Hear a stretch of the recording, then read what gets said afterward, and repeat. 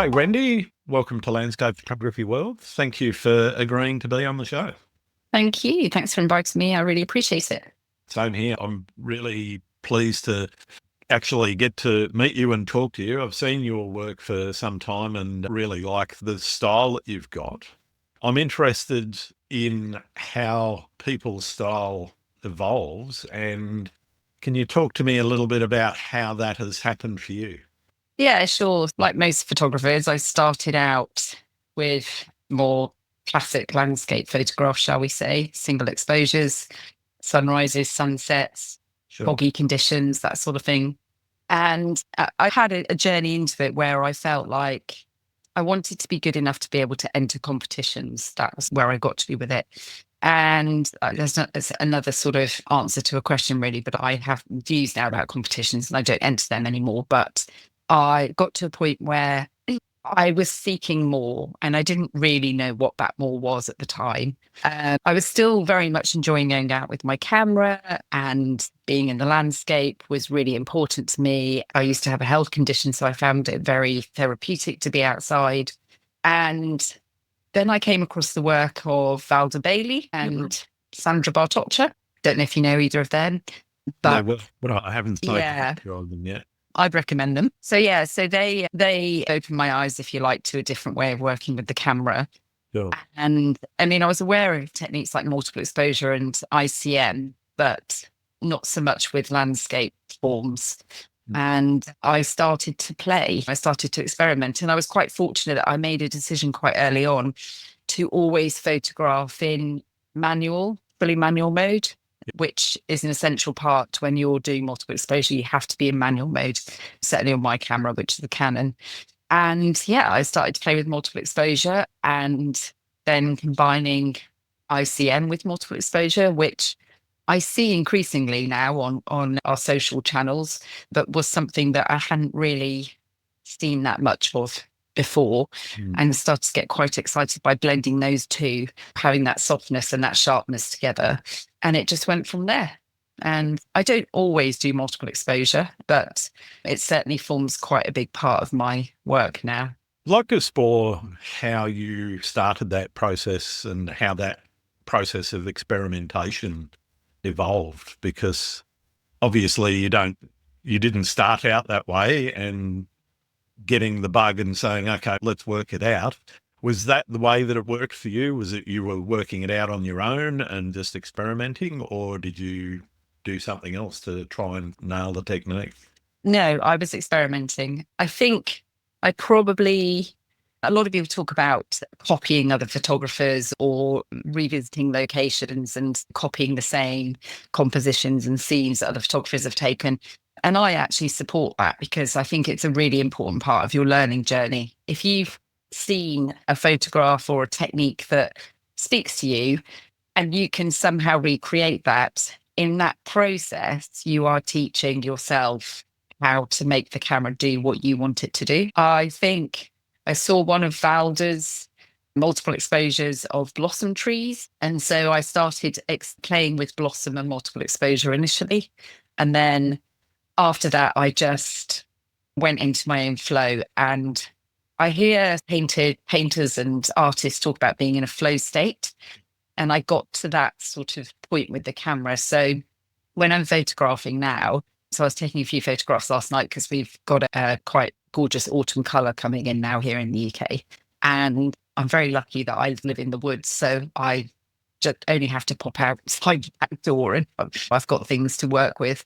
And I saw my camera's in manual mode, and between each exposure, I will be changing my settings. So I'll have a filter on, and I'll have a 1 second time value, and then I'll take the filter off, and I'll go to a faster shutter speed so that I can get some sharpness in there. But I'm not overly. My fingers are doing this. My eye is always at the viewfinder. My fingers are twiddling the buttons, and I'm just keeping an eye on my light meter at the bottom of the viewfinder. And I'm just moving the camera about, being mindful of the composition I'm trying to create and where I'm placing things in the frame with each exposure. Sure. But it is like I say, it's like you just go into this mode where there's a rhythm, and I'm just making each frame in a very rhythmic way. So I think of it as a like being in this kind of flow state. It takes quite a lot of time and effort to get to a point of being able to do that, because you have to be able to change all the settings on the fly without thinking about it too much. I mentor a couple of ladies at the moment, and I was mentoring one lady the other week, and she has never worked in multiple exposure. And at the end of the day, I said, how are you feeling? She said, okay, so my brain really aches. And it is that sort of, you need to get beyond that point where you're constantly having to think really hard about what you're doing to make sure that you're getting a balanced exposure. And so, yeah, so that's how it evolved. It was experimenting, playing, lots of images didn't work.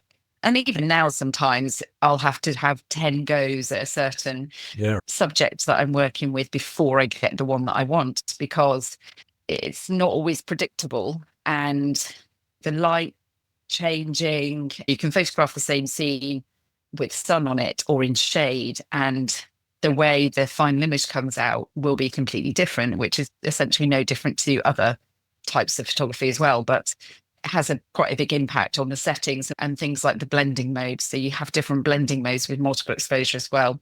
And so a dark blending mode will work differently when there is sun on there compared to when there isn't sunlight on there. So yeah, so it's you can still have to create quite a few goes before you get what you want. So reviewing on the back of the camera between each shot. But yeah, it's something that I've just really fallen in love with. I love it. Yeah, I'm really fascinated about people's process when they're experimenting and starting to learn, and going from that conscious incompetence, knowing that you don't know what you're doing, to unconscious competence, which is, I know what I'm doing, but I'm not really thinking about it, and it's just flowing. It's like driving a car or learning or learning to ride a bike. You start off not being able to, and trying to work it out, and that repetition, and eventually you do get into flow states. And I certainly know, driving wise, there's times when I've driven home and I don't really remember that drive at all. It just happened. Yeah, you're just on autopilot, aren't you? Going Yeah, and I definitely. So I just to rewind slightly, I suppose my interest in photography has been there from a young age, and I got my first camera when I was about 10 years old. I won a bet with my dad. I can't even remember what the bet was over, but with the money, I went down to our local Boots, which is a pharmacy actually, but they always sold cameras and film. And I bought my first little Helena 35mm film camera, and that camera lasted a long time. And actually I used it when I spent 3 months in China when I was a lot younger, and it served me well there. But then obviously life moves on, and you get a career, and you have children, and you get married, and you get a mortgage, and all these things get in the way of you really investing time in the things that you love, and they just fall by the wayside a bit. But COVID for me was my turning point with photography. So I carried on taking photographs throughout my life. And when obviously we got phone cameras, I could make photographs whilst out and about, but they weren't always just photographs of family. I was always photographing the landscape. In fact, quite often I'd ask my family to move out of the way so I could make a photograph. And so that sort of passion, and always seeing things, always seeing compositions everywhere I went. So even if we were on holiday, I'd see a sort of shop window that was framed nicely, or a reflection in an elevator or something. I think my brain has always worked in that way. Sure. And then COVID came, and I had an autoimmune condition. So I used to have treatment to suppress my immune system. And therefore I was one of these folk that was told, you can't go out, you need to stay away from people and all of that sort of stuff. Sure. And the nature of my job at the time was such that I couldn't work from home. My daughter was chained to Zoom, teaching lessons at school. My husband was chained to Zoom with his work. And it was just me and my camera and my bike. So I used to get on my bike, go out with my camera in my backpack, and I started photographing again. And that was when I made that decision. I wanted to be good enough to be able to feel like I could enter competitions. So I started consuming hours and hours of YouTube videos from some of the big YouTubers, particularly UK ones, I guess, Nigel Danson and Thomas Heaton. There was a few others as well that I've watched. And then I made this decision, as I say, to only photograph in manual mode, because I decided that the way to be able to, it is amazing. When I was, as I say, I was mentoring one of my ladies the other day, and I said to her, you've got to switch to manual mode.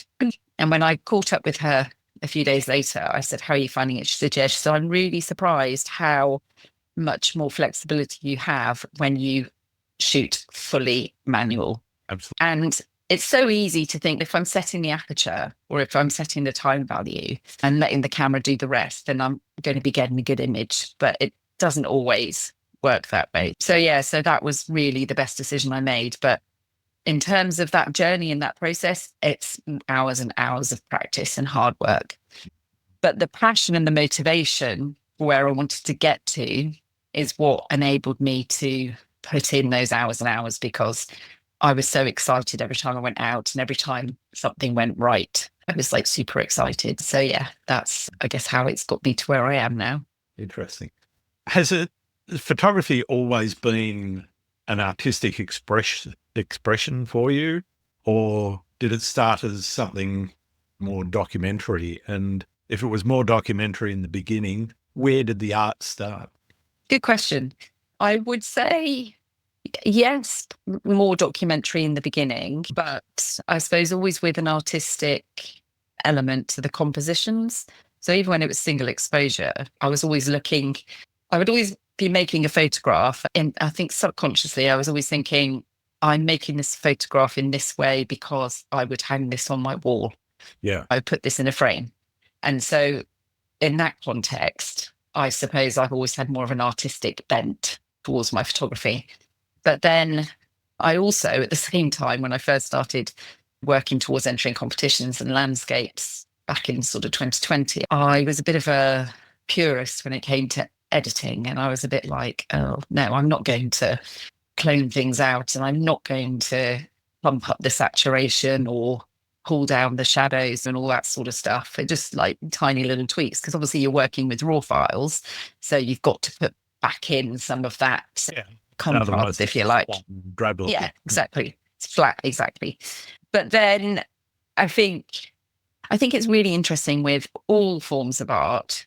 You start somewhere and it's a journey. And along that journey, you have to listen to what speaks to your soul. Yeah. And I've had people say to me, oh, I really want to make photographs like you, and I really want to do multiple exposure. And then they have a go. And either they don't love it enough that they want to invest the time that it takes to get to being competent at it with the camera technically, or they go, actually, no, this doesn't, I enjoy looking at it, but it doesn't resonate with me. It's not a process that I'm feeling creative about. I think not being blinkered about your creative journey and where it will go. For me, for example, I have never restricted myself to one sort of element, such as woodland or seascapes or florals or macro or whatever, because I work with what captures my eye, what inspires me. And that's not a criticism of anybody who does do that, because I know there are people who are only inspired by seascapes or are only inspired by woodland. But for me, I could see something at the coast or in the woods or some tiny details in the grass and seed heads, whatever. And it's what catches my eye and inspires me that I then go on to make a photograph out of. So whatever speaks to you, listen to your inner creative voice, as it were, as you go through your photographic journey, and let it pull you. And so over time, I moved away from that very purist idea of, no, I'm not going to over edit my photographs. And I still work really hard to get the majority of what I want in the camera. So it's not uncommon for me to underexpose my images. Yesterday, I was making sure that the autumn color I was photographing was set against a very dark background. And then by underexposing, that was even darker, but I've still got that color there. And then I can work with that color and bring that out further and pull my darks down a bit further in my post-processing. So I still work hard to get what I want as my foundation in the camera, but then I'm no longer worried about how I go about my processing, short of completely destroying the image so it would look awful if it was printed. but I'll work with the clarity or the dehaze, or I'll change my white balance or whatever to get what I'm looking for. Yeah. You made a good point, I think, around people gravitating to things that they enjoy doing. And I do encourage, like you, anyone that's starting out earlier or are in the earlier stages of their photographic journey, that they do try as many genres and different subject matters as possible. But ultimately, I think you are pulled to things that attract you and make you feel the way you want to feel about your photography, one would hope. Yeah. For me, similar to you, to your students' experience, love looking at certain genres. So banal photography, for example, where you go out and you take a photo of a shopping trolley in a supermarket car park. I can't do that. It just doesn't excite me. But if it's really well done, I'm quite happy to look at it and go, yes, I admire not just the technical precision in doing it, but the way that they've composed the image, et cetera, the artistic merit of the image itself. And I think as you progress through your journey, you do start to gravitate towards genres and things, subject matter that, are the things that really pull you along. And being pulled along, I think, is sometimes better than forcing yourself into genres that you look at and go, yeah, I'm not really enjoying it as much as I could. And whether that's from a technical skills perspective or just an artistic creativity perspective, is interesting to me, where people look at things and go, okay, well, that's just not for me. Creativity in that doesn't really create a spark. It's not something that makes my heart race, whereas this genre does. Yes. And I think often the genres of photography that we might be pulled to can also be, to some extent, dictated by what age we are. Because I would agree. I think if I was doing photography more intentionally when I was in my early 20s, it wouldn't have been landscapes.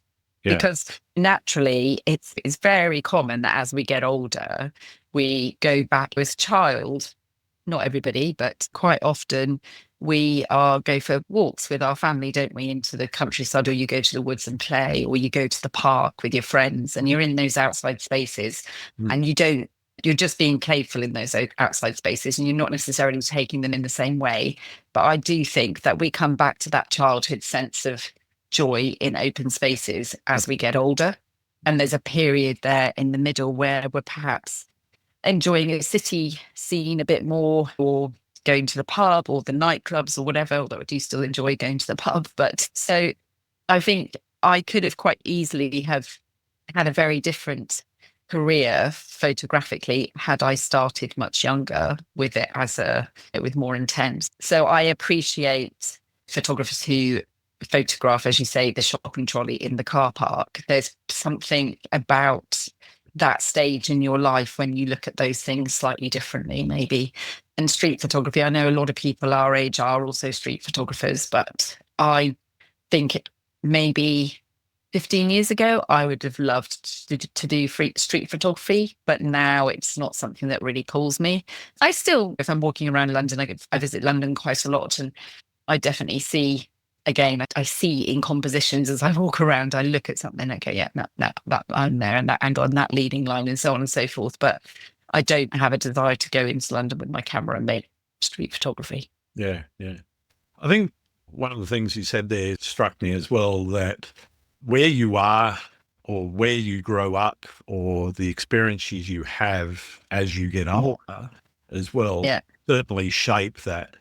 One of the questions I ask quite a lot on the show is, does where you live influence not what you shoot, but how you shoot?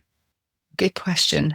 I think it would do in a subconscious sense, in terms of, I live quite rural. I live out in Surrey, and it's actually the most wooded county in the whole of the UK. Sure. just to clarify for anybody who's listening, that doesn't mean it's the county that's got the most woodland. There are others that have more woodland, but we are a county where 45% of our area is woodland, which means that you are never far from being able to get out into a gorgeous woodland walk.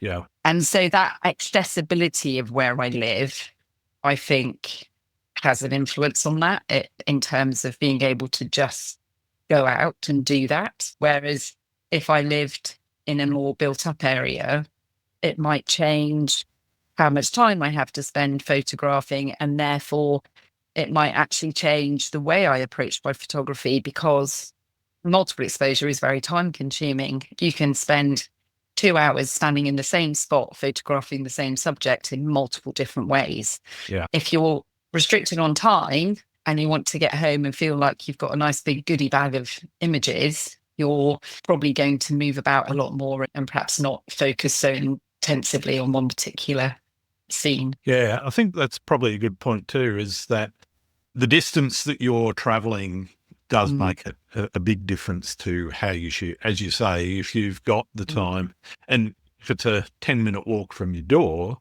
you're always going to have a lot more time than if it's an hour and a half, 3-hour drive from your front door. And therefore, you are going to take your time because you can come back tomorrow or the day after or next week. Whereas if you're driving 3 hours somewhere, you're probably not going to come back this month. It might be another couple of months, maybe even a year before you get back to that same area and be able to spend some time actually putting together a collection of images. So I'm about an hour from a lovely beach, and I like to go there and photograph, but it's a much more planned event. So I will look at the tide times, I will look at the forecast. I need to make sure I've got my diary clear for the afternoon so I can head down there and get myself in the zone, as it were, before sunset, if I'm looking to photograph at sunset. So it is a very different process to just picking up my camera and going, oh, look, we've got some nice light this evening. I'm sitting here now looking at an acer tree out the window, which has got the most gorgeous red colour on it, and the sun is moving over it. I'm sitting there going, oh, I could just photograph that now. But I know that tomorrow morning at 10:33, I can come here and the sun will be there and I can work with it. Whereas I can't do that with the beach, which is an hour's drive away. Yeah. You bring up the point of planning.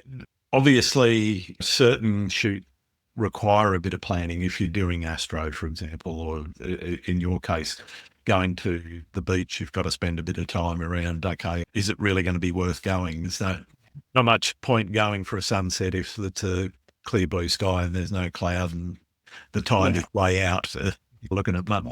So what is your planning process like? What kind of time and effort are you spending when you're planning? And how much of your photography is planned versus how much is more spontaneous? I would say it's more spontaneous than planned, because I actually quite like a beach in moody, stormy conditions, not flat grey, where you've got that kind of blanket of monotone cloud that has no interest whatsoever. But I quite like a stormy sky at the coast.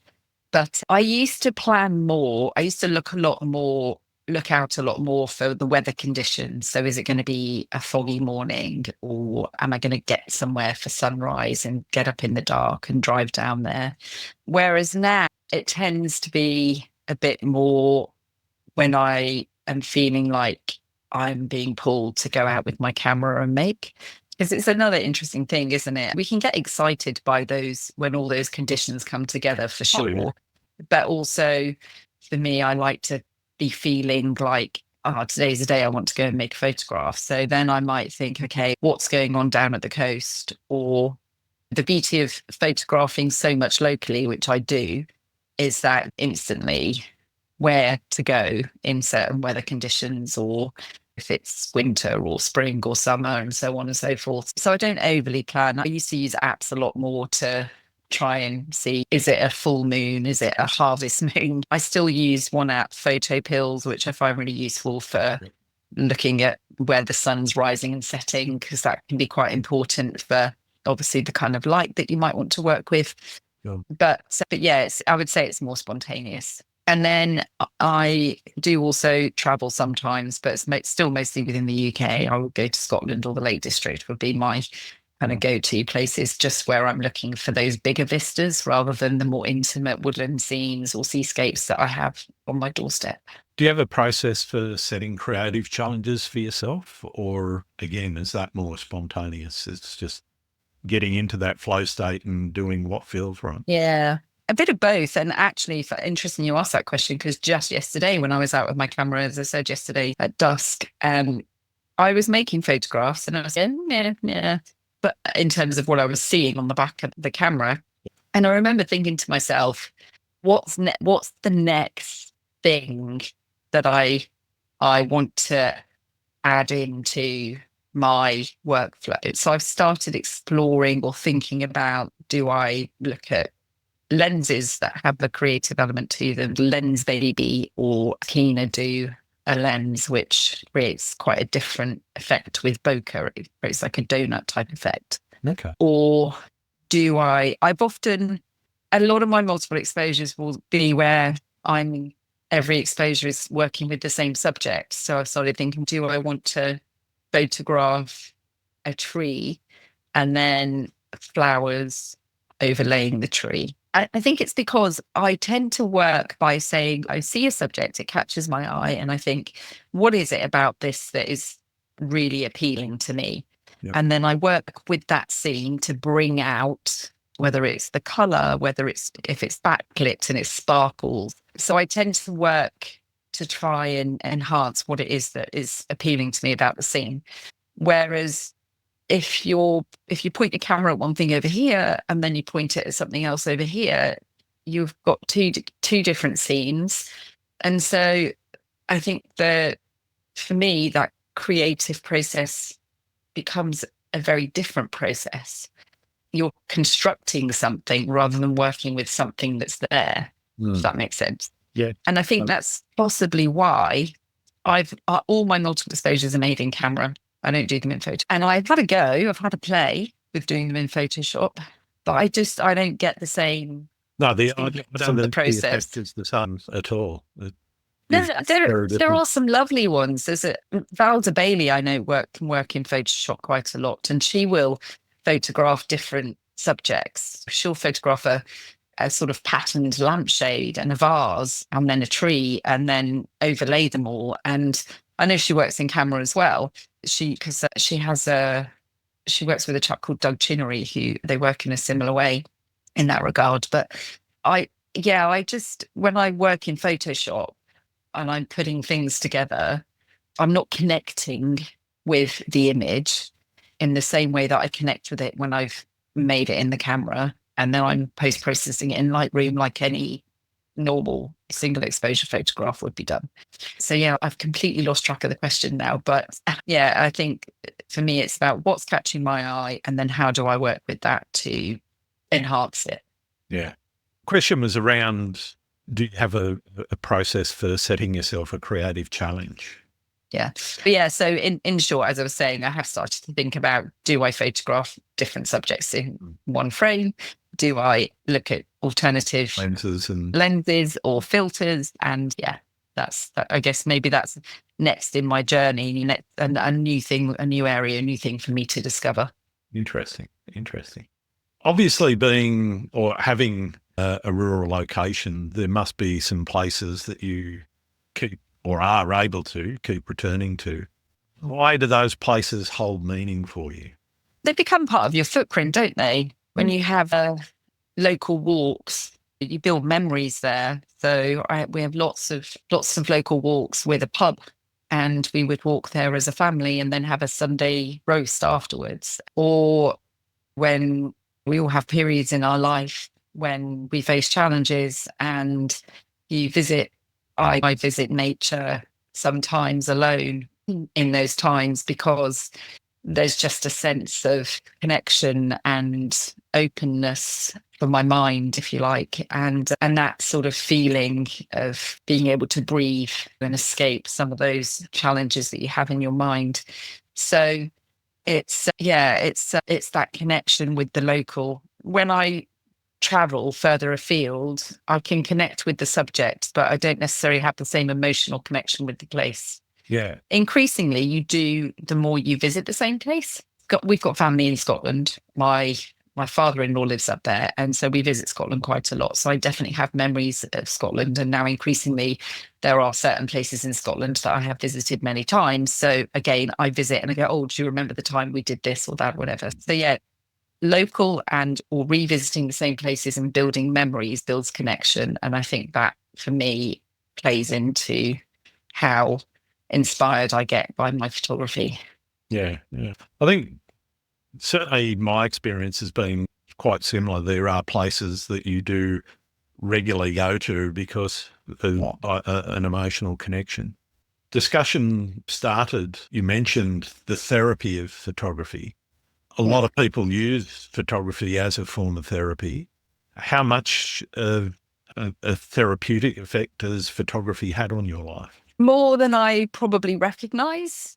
Over time, I've begun to understand it more, particularly over the last few years. As I said, so back in 2016, I started to develop some health issues, and it was quite complicated and nobody could really work out what it was. And it took 2 years to get a diagnosis. And then they said, okay, it's an autoimmune condition and it's a neurological autoimmune condition. It could be quite debilitating at times. And so I had quite a few years of very intensive treatment where I'd have to go to hospital every month for 4 days and have a treatment a bit like dialysis to wash out the antibodies.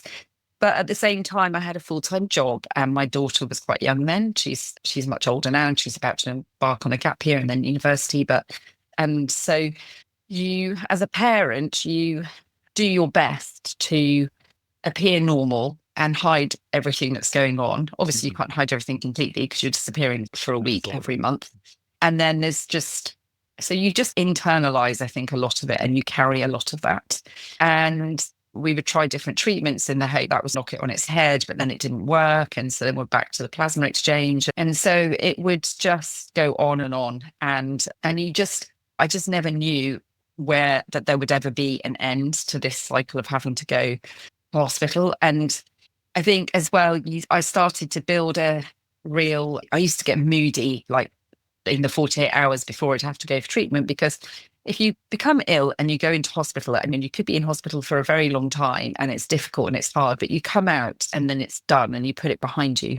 When you keep going back all the time and you get to a point, and you know what to expect, you know what the environment's going to be like, or you're thinking, who's going to be in the bed next to me? What are they going to be like? Blah, blah, blah, so on and so forth.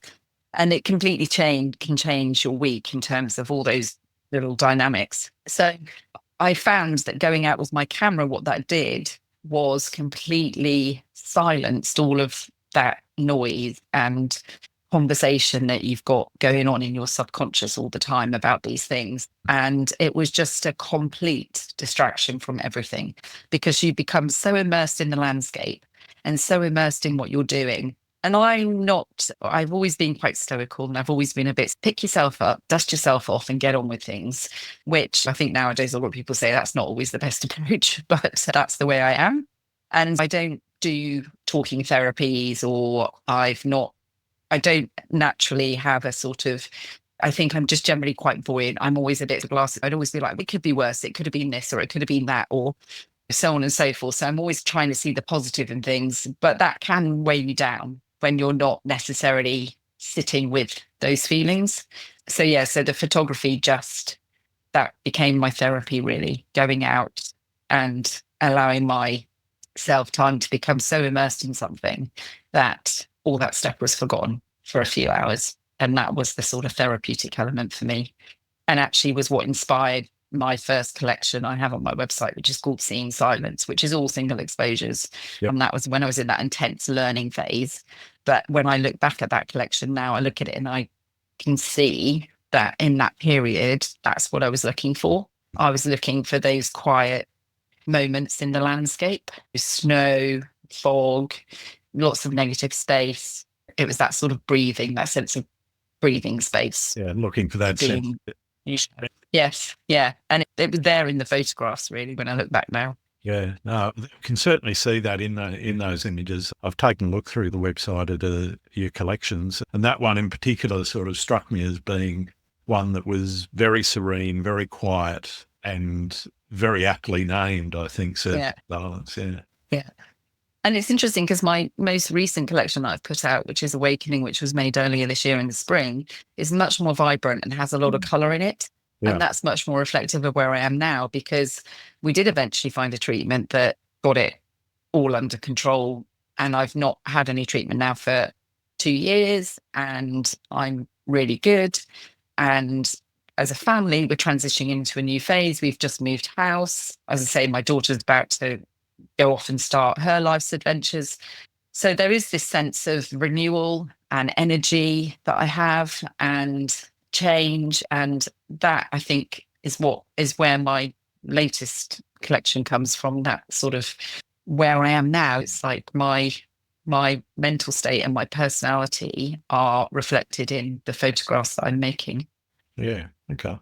I'd like to move on to one of the things you mentioned early on about that desire to become good enough to enter competitions, and where that desire came from and where it's gone now, because you obviously have stopped entering competitions. So talk me through where it started, and then we can talk a little bit about the aftermath and where you're at now.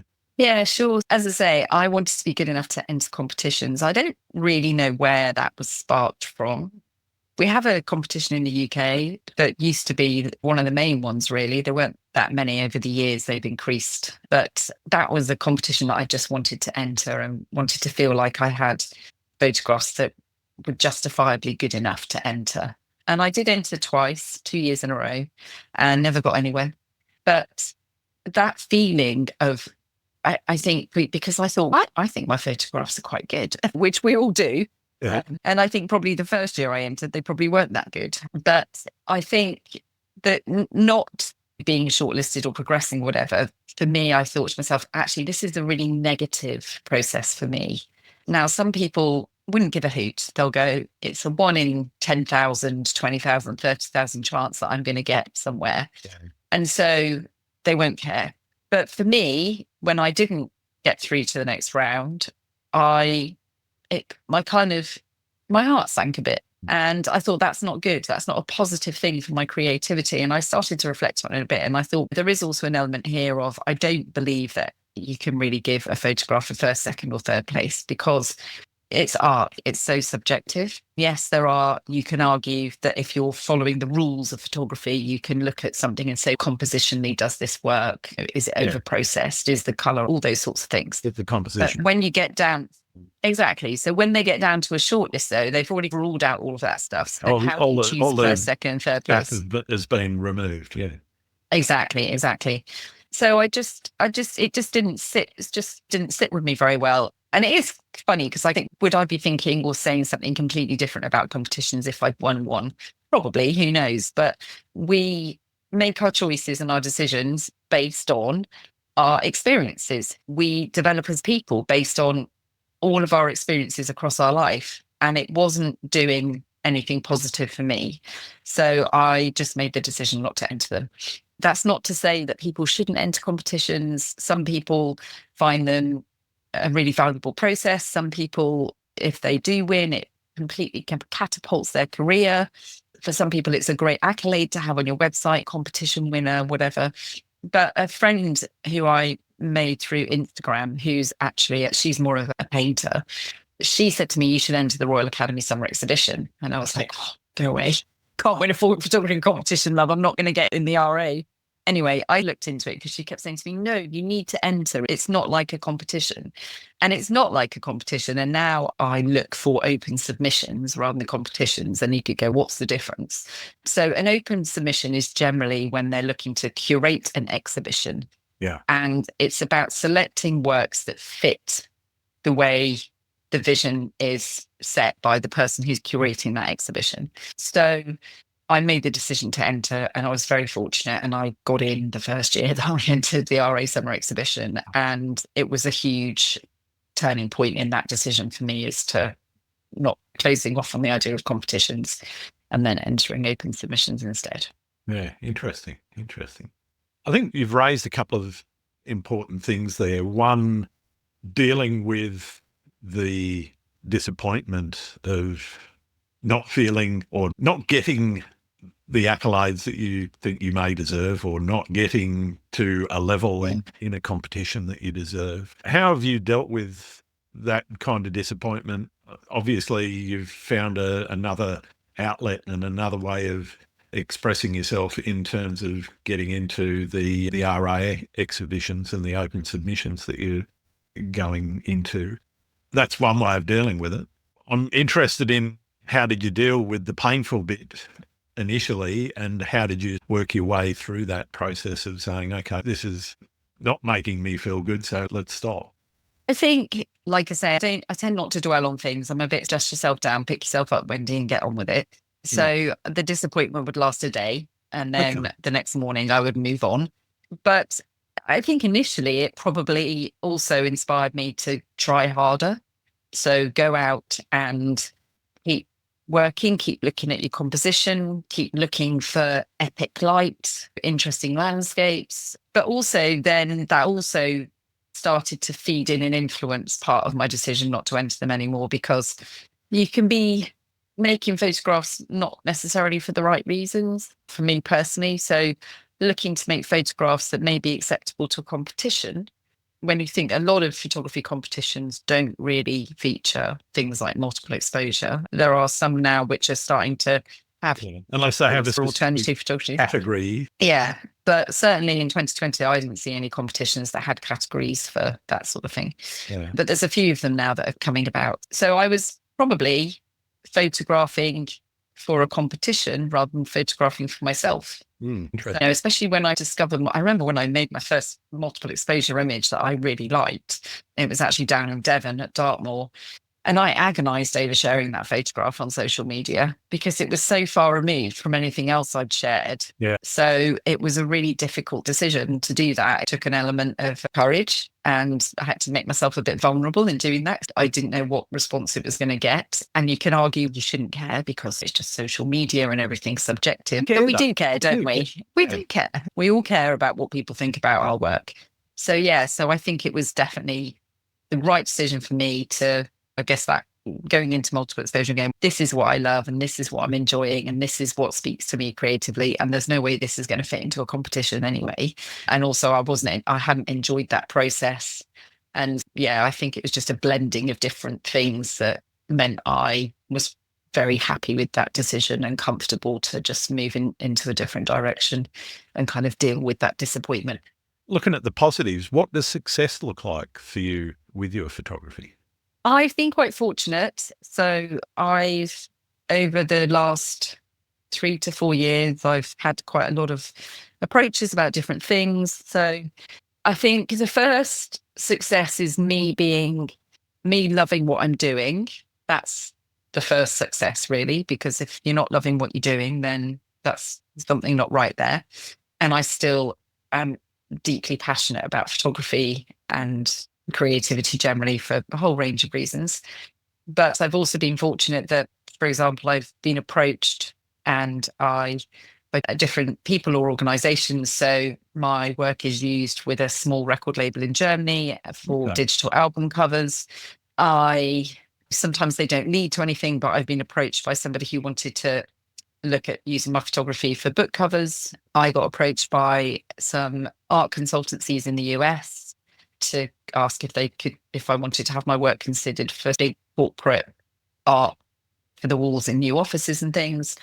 I exhibited with a small gallery in Canada called the Kidner Gallery, and that was as part of the Toronto Photography Festival. So a couple of prints were shipped and framed and shipped over there. And so that was a really positive experience. So yeah, so all of these little things and a lot of it's just people discovering me organically. I haven't put myself out there. I haven't approached anyone for these things. So it's all been very organic growth. And then I made a decision about 18 months ago that I was going to move towards giving up my London-based job, which I'd fallen out of love with after 10 years, and into photography more as a career. Yeah. And so that's what I've done. And now I run workshops and mentoring programs, and continue to pursue ways for my own photography to be put out there. Fantastic. In terms of that decision to, obviously, sounds like you were getting ready to leave the corporate world or whatever world it was before, Yeah. the 9 to 5 job world, and go into photography. How hard was that for you to make that decision, though? Was it something you agonised over, or was it something that you just said, "Oh, I'm sick of this, I'm out, and this is what I'm going to do now"? I think it was a couple of things that allowed me to make this choice, partly where our family's at. As I say, we've Sure. my daughter's much more independent now and she's going off on her own ventures. So we've moved house, we've moved a bit more rurally, and this is now a completely independent studio space. So when I'm running my mentoring programs, my mentees come here and I've got a proper photo printer and we can work on things other than just photography. Nice. So things like that have allowed me to create spaces to deliver more than just a one-day workshop, which for me was a big part. Actually, the mentoring side of it I love, because I think there's something really nice about working with somebody over a longer period of time and taking them on a journey to allow them to get to something that they visualize where they want to be. So that sort of move was part of the influence in the decision. Then we get older and we realize how precious time is. And I think particularly if you've had a health condition, you feel like that as well. And because my health is now so much better, that was another thing that allowed me to say, okay, I can do this now. I no longer have those constraints. So there was that element. It was still a big decision. Financially, it's a leap of faith. Going from being an employee, having a regular paycheck at the end of the month, and your pension contributions and life assurance and all of that's there in that role, which I don't have in as a self-employed photographer. But happiness and doing what I love outweighs all of those things. It's not something I would have done 2 years ago, 4 years ago, 10 years ago, because as a family and as an individual, the timing wasn't right for me. So much of that decision really has been dictated by the planets aligning, coming together. Yeah.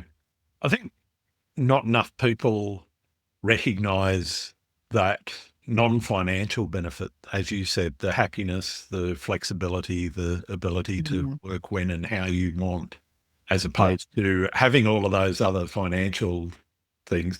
Yes, you forego a fair bit of financial in my case. I know that. I could have been earning a hell of a lot more than that. But Exactly. But it is what it is. But again, that happiness and the benefit that you get out of being around home, being able to work the hours that you want to or need to, and being able to work flexibly, I think, and being your own boss, in fact, makes a massive difference, because the only person you can actually argue with is yourself. Okay, why didn't you do that? I should have done it, but I didn't. So get on and do it. Yeah. I think you do.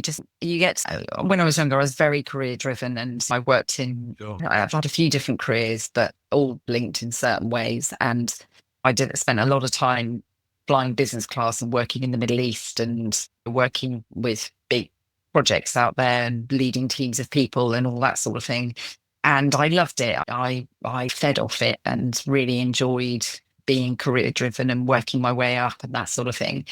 But then the job I had over the last 10 years, I absolutely loved. It was less about being career driven and more we had family. And then it wasn't actually long after I started that job that I developed my health condition. I have to say my employer was amazing. So I'm forever grateful to them for that. So that was great. But you get to a point where actually I'm of an age where it's not about working my way up the career ladder anymore.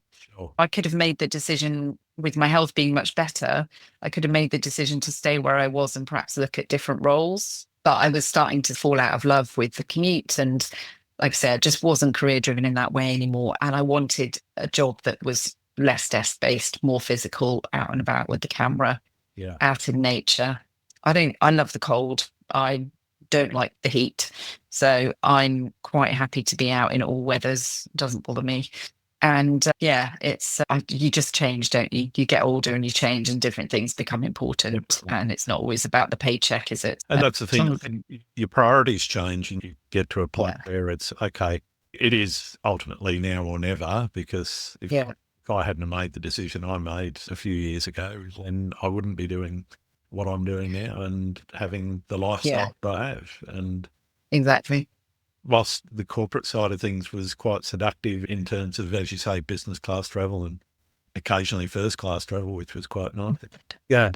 But there's only so much that you can actually do before that's in itself starts to pale, because it's like, it's just another 12-hour journey on a plane, regardless of where you sit. Actually, I didn't enjoy the flying that much. No. I'm not a good flyer. I hate turbulence.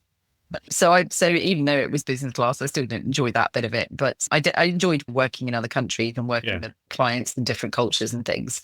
Absolutely. But I think I'm just at a different place in my life now, and I'm just seek something different. Yeah. Fantastic. What's the most memorable photographic experience you've had? I think it's got to be the RA.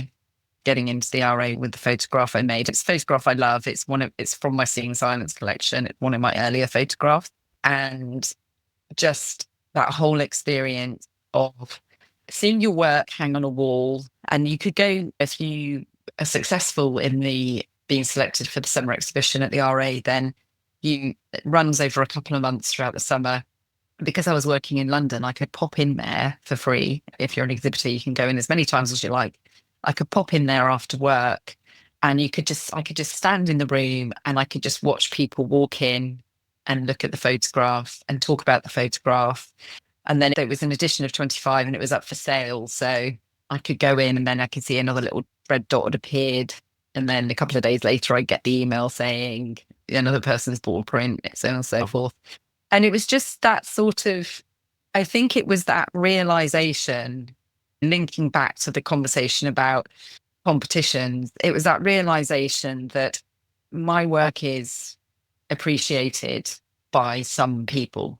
Not everybody. It's not going to be everyone's cup of tea. And that's the whole point with all art forms. It is subjective. Absolutely. But there are people out there that enjoy what I make enough to want to put their hands in their pockets and buy my work. And in fact, I had some amazing emails from people who said, one woman had said that her husband had really recently passed away. And the second she saw that photograph, it somehow connected with her and made her think of her time with her husband. And I was like really tearful when I received this email. And to think that your work can have that kind of impact on people is quite something. And so, I think that has to be the defining moment for me, really. Awesome. You mentioned printing. Are you doing your own prints now, and are you producing your own prints? Yeah, I have a Canon Pro printer, and I sell prints. I sometimes have to go out to a print house because people want a print that's bigger than I can print here. I can print up to A2. But I also just think it's important to print your work for yourself, even not necessarily for other people. There's not many, but there's a couple on the wall just there, which I will print off and then pop it on the wall for a couple of weeks just to glance at it, appreciate it, or actually think in print, this needs changing slightly. I think art belongs on a wall. It doesn't belong in a computer. Social media is great. I don't have any problems with social media, and websites are great, and they are places where people can view your work. But there is something very different about having that tactile print in your hand, and to have it hanging on a wall on some lovely fine art paper is different to me. So I do print. Yeah, strongly concur on that.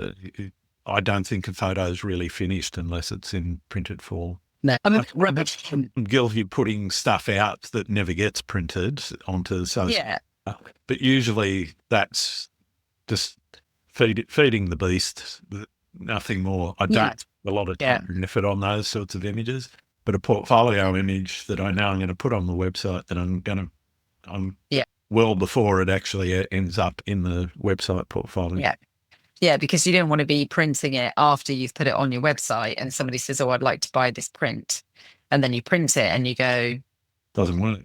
It doesn't work, or it needs to change, or something needs to change. And I don't I never like to think, even if you're just changing the saturation slightly, or because obviously when you print it, the photograph does come out slightly differently, and different papers affect the color and so on and so forth. So I like to make sure that what's on the screen is what's going to be what's printed. So yeah, I think that's really important. But yeah, I have lots of photographs that I post on Instagram that don't necessarily make my portfolios. They're still images that I might like in some way, but they don't always go. And actually, I have actually had people say to me, "Oh, I really like this photograph I saw on your Instagram profile, but it's not in a portfolio."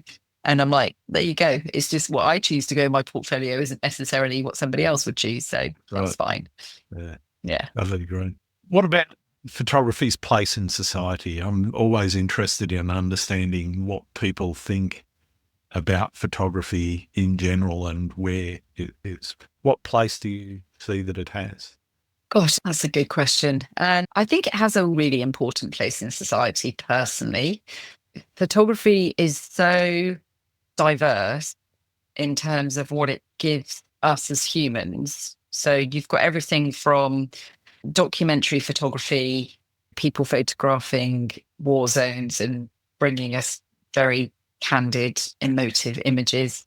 Sure. And then you've got more lifestyle photography and street photography, fashion photography, and then you've got more artistic photography like I do. And then you've got your sort of more literal landscapes and eyewitness photography. And it's just so diverse. It feeds into all of our lives and in different ways and can impact. A single image can impact the way you may think about a person or an issue, a world issue, a local issue. A photograph can make you feel sad. It can make you feel happy. It's just, the diversity of it is just phenomenal. And I think its place in the world is really relevant and really important. And even just snaps on your phone, memories. I do the fact that my phone throws up every now and then. Oh, this day 3 years ago. Yeah. And you just go, and you just get a little warm feeling, don't you? A little smile, and you quite share it with your family. Yeah. And you go, oh, that was a look at that. And then you share it with your family and go, remember this. And that little moment in your day, it can lift your spirits, can't it? And that's because of the power of a photograph. So yeah, I just think it's really important, really important. I mean, sometimes I think there can be, I don't know what the word is. I think there can be a lot of judgment around different genres of photography and which ones get more kudos in a artsy world. Yep. But I fundamentally believe that we need beautiful things in this world. The world is not a very settled place right now. And we can look at imagery which reflects the way the world is, and that's important. And we can look at imagery which is, like you say, the shopping trolley in the car park, which also has its place. But there is also a place for pretty, beautiful photography that puts a smile in our soul and makes us feel good about the fact we do live in a beautiful world. Yeah, fantastic. What do you see as photography's future? Oh, it's difficult, isn't it? There's the term that popped into my head was AI. Yeah, it gets spoken about a fair bit, but I'm less fearful of it, given that I am as well, because I think there are a lot of people that don't want to hang a photograph that's made by AI. They would want something to be. Yeah, but I think there's enough people as well that still want to invest in humans. And that's not just invest financially, but emotionally in other people's work. It's here to stay, isn't it? It's not going away. In fact, it's probably gaining momentum with the way it's going to continue to grow. Yeah, mobile phones and our accessibility for everybody to have that camera in their hand. It's not going anywhere. So I think it's got a huge future. And with new technological advancements and new cameras, we'll probably find even more creative ways of working with it as a medium. Absolutely. What's the best and or worst piece of advice anyone's given you? God, I honestly don't know. I think, gosh, this might sound really conceited, but nothing jumps out in terms of advice that anyone's given me. I tend to speak to my own drum. Okay. I'm just trying to think. I've attended a couple of workshops that And I very quickly learned with those that they weren't the right setting for me because I used to walk off and go and do my own thing. So I didn't get a lot of advice or anything on workshops. Yeah, that seems awful to say that nobody's given me any good or bad advice. I But think in our conversation, I think the best advice that you got was to enter the RA exhibition. yeah, no, that's true. Actually, yeah. You fair point. That was the best advice I got. Yeah, no, absolutely. Yeah. I can't tell you what the That's true. worst is, but No, I'm trying to think. I think it's quite nice though that photographers were quite nice folk, really, aren't we, on the whole? mostly, yeah. And I mean, we're just generally supportive. yeah, you do get the odd idiot that comes at you and Oh, I suppose if I could say, I've had a few interesting comments on Instagram. I remember I posted a photograph once and it was of trees in the mist. And it was just a sort of midsection of these trees because they were very linear and they had these lovely shapes and ivy growing up them. And some chap posted on there and said, "Don't ever cut off the bottom of the tree." I'm not gonna go into what happened. The poor guy got various responses, and they weren't can from me. imagine. They were from other people. So for his sake, I deleted his message. Thought, not getting into this. So that I'd say was probably a bad bit of advice because you've got to photograph what you can learn from people, but you've got to photograph what feels right to you. Yeah. I think the best advice I've ever got is don't listen to advice because opinions are like assholes. Everyone's got one, and some of them are nicer than others. I've not heard that before. I'll remember that. Different, yeah.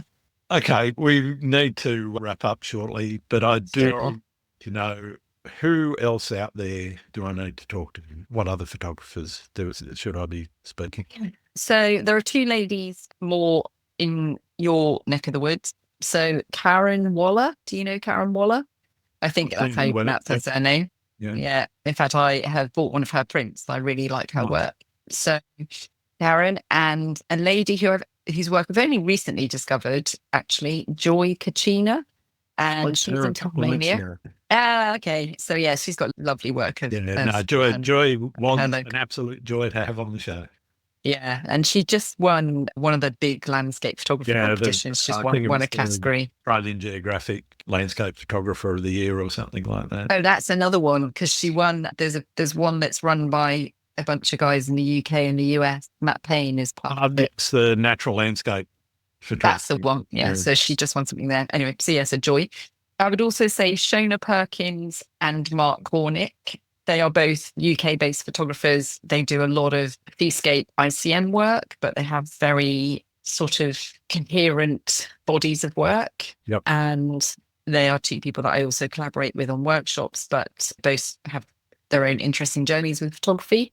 And then similarly, Fiona, oh my God, her surname's gone out of my head. That's all right. And I'm running a workshop with her next week at McDonald's.